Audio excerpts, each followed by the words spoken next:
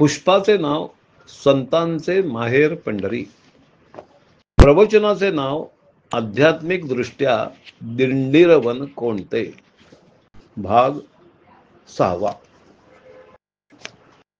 अशा रीतीनं तत्कालीन समाजामध्ये पंढरी हे मूळ, पांडुरंग हे आपलं ध्येय आणि याचा उठाव करून राज्यक्रांती करायची असं सगळं दक्षिणेत ठरलं. आणि प्रत्येक संत आपापल्या दिंड्या घेऊन पांडुरंगाच्या दर्शनाला यायला सुरुवात झाली. पण त्याचा मूळ इतिहास असा की दिंडीरवनामध्ये रुक्मिणी रुसून आली, आणखी पांडुरंग तिच्या शोधाला आले. ही कथा, ही भूमिकाच उठवली, सत्य नाहीच मुळी कुठल्याही पुराणात ही गोष्ट नाही.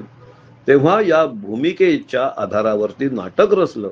अहो, कसली का भूमिका असे ना, त्यालाच आपण श्रेष्ठ मानतो. मग त्या दिंडीरवनात रुक्मिणी रुसून मागे बसली आणि पांडुरंग तिची समजूत घालण्यासाठी दिंडीरवनात आले. याचा विचार पाहू. काल संतांच्या पंढरीबद्दलचा विचार सांगितला, ती पंढरी कुठे आहे हे सांगितलं. आज आता दिंडीरवन म्हणजे काय, राजकारणी भाषा त्यात कशी आली आणि सर्वांचा ओघ इथे कसा वळला व उत्थान कसं झालं याचा विचार करावायचा. तेव्हा दिंडीरवन म्हणजे काय. पूर्वकाळी प्रत्येक खेड्यापाड्याला, शहराला कोट असायचे. कुठे मातीचा असेल तर कुठे दगडाचे असतील, परंतु संरक्षणाच्या दृष्टीने हे कोट असत. कोट म्हणजे भिंतीच असायच्या. त्याला किल्ला असंही म्हणत. किल्ल्याचा हेतू काय, तर चोरट्यांनी अगर इतर राजकारणी लोकांनी किल्ला करून गावावर हल्ला करू नये यासाठी त्या सगळ्या योजना होत्या. या तटाला एकच दरवाजा असे. काही ठिकाणी 2 वेशी असत. एक वेस ठेवण्याचा उद्देश असा की ती बंद केली की जरी शत्रू आला तरी आतल्या आत त्याला चोपून काढता येत असे. दुसरा मार्गच नसतो, म्हणून एकच वेस असे. पण प्रत्येक ठिकाणी ही योजना असे. त्या मुख्य दरवाजाला एक लहान दरवाजा असे, त्याचं नाव दिंडी. दिंडीतून प्रवेश करायचा. जसं किल्ल्यावर हल्ला करायचा झाला खिंडीतून प्रवेश करावा लागतो, त्याप्रमाणे गावात जेव्हा हल्ला करायचा तेव्हा त्या दिंडी दरवाजातून आत जायचं. तेव्हा संतांनी काय केलं की दिंडी दरवाजा काढला आणि सांगितलं की आपण आता रामकृष्ण हरी हा मंत्र म्हणत दिंडी काढायची.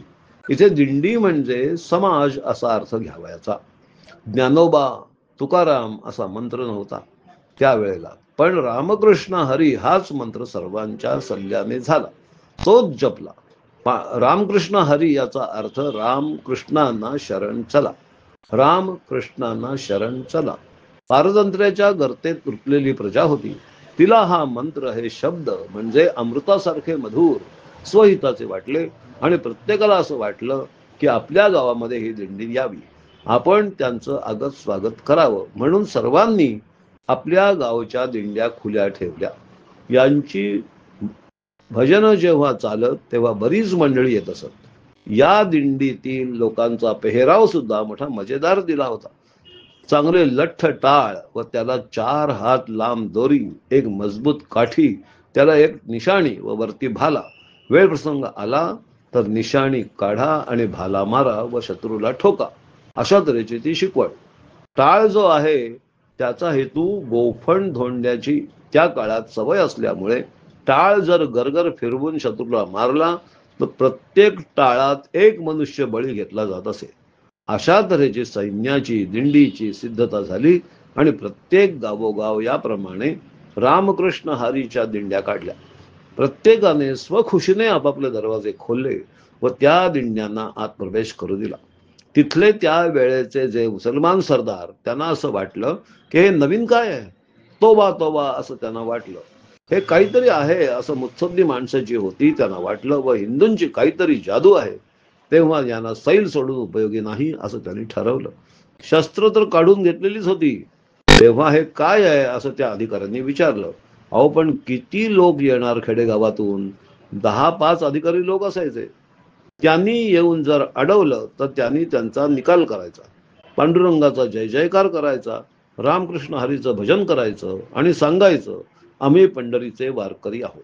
अशा रीतीने त्या निशाणीनं, त्या भाल्यानं आणि टाळांनी ते पारतंत्र्याचं संकट टळलं अशा या वाऱ्या पंढरीला येऊ लागल्या, मोठमोठ्या वाऱ्या निघू लागल्या.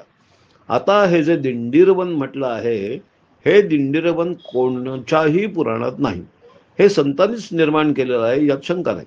या दिंडीरवनामध्ये जो पांडुरंग रुक्मिणीशी समजूत घालण्यासाठी आला तो संतांना दिसला, परंतु इतरांना तो दिसेल का? मुळीच नाही. इतरांना ती आपली दगडाची पांडुरंगाची मूर्ती दिसली.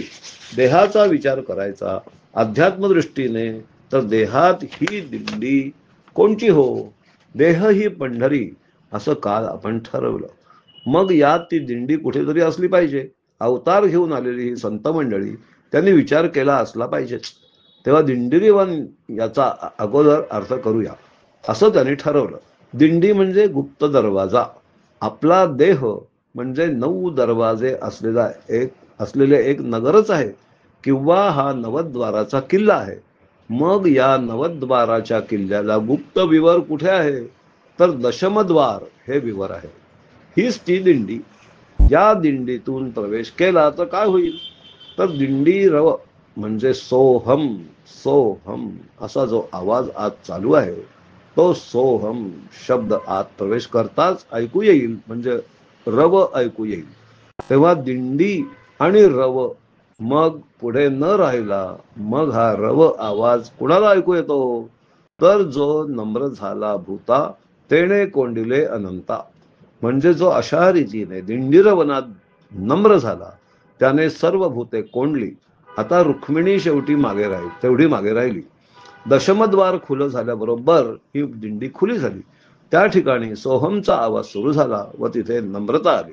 सोहम म्हणजे तो मी, म्हणजे पांडुरंगच मी, विठ्ठलच मी, विश्व सर्व मी असं प्रत्येक भक्ताला स्फुरण झालं, जाणीव उत्पन्न झाली आणि हे सर्व भक्त ज्ञानस्वरूप झाले. आता विचार करा, रुक्मिणी रुसली तर ही रुक्मिणी म्हणजे कोण? रुक्मिणी याचा अर्थ सुवर्णाची पुतळी. रुक्म म्हणजे स्वर्ण, आणि ते किती सूक्ष्म, तर आणि त्याची म्हणजे महामाया. अहो, जी न दिसणारी पण असणारी, प्रत्ययाला येणारी, की जिच्या गोंधळात आपण सगळे सापडलेले आहोत, सुवर्णाप्रमाणे जिचं तेज, अशा तऱ्हेची ही रुक्मिणी मागे रुसून बसली म्हणजे काय? विचार करा. अहो, जिथं ज्ञानप्रकाश पुढे आला, पुरुष प्रकाशमान झाला, तिथे त्याची छाया ही जी माया, ही त्याच्या पुढे येईल की मागे राहील? विचार करण्याजोगी गोष्ट आहे. सूर्यप्रकाशापुढे म्हणजे ज्ञानप्रकाशापुढे जेव्हा हा पुरुष म्हणजे पांडुरंग उभा राहिला प्रकाशमान होऊन, त्यावेळेला ती मागे राहिली. सावली मागे गेली, जिला रूप नाही, काही नाही, पण छाया मात्र म्हटली. म्हणून या दिंडीरवनामध्ये ती रुसून आली. अहो, रुसली म्हणजे स्वाभाविक आहे. हा जर भलत्या नादाला लागून प्रकाशमान झाला तर त्या बाईला जवळ कोण घेणार? म्हणून ती रुसली, ती छाया होऊन बसली. म्हणून आज पांडुरंगाचे मंदिर सुद्धा पुढे आणि त्याच्या मागे रुक्मिणीचं मंदिर आहे. आपल्या देहातच सर्व आहे. देहाबाहेर काहीच नाही. तेव्हा या दिंडीतून दशमद्वारातून जेव्हा प्रवेश झाला तेव्हा तिथला जो रव म्हणजे नाद, तो त्या जीवानं ऐकला, त्या भक्ताला ऐकू आला. त्याबरोबर तो नम्र झाला. सर्व भूतात व्यापक तत्व कसं आहे हे त्याला पाहता आलं. अशा तऱ्हेनं ही देह ही पंढरी आणि आत्मा हा विठ्ठल असं हे त्या काळात ठसवून दिलं. आणि टाळ मृदंग हे नाद, सोहमचे नाद त्या मृदंगातून बाहेर निघाले. डमरूतून जसं ते निघालं तसं हे मृदंगातून, आणि एक नाद ब्रह्म म्हणजे पंढरी असं त्याचं नाव पडलं. अहो, इथे सोहमचा नाद, भ्रमर गुंफेत भ्रमरांचा नाद गुंजारव, अशा गुंजारवामध्ये जे राहिले ते अखंड समाधिस्थ राहिले. जे नादात एकरूप झाले ते प्रकाशमान झाले, त्यांची माया मागे राहिली.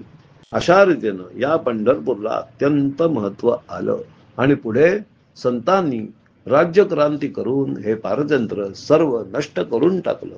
भाग 6 पूर्ण झाला.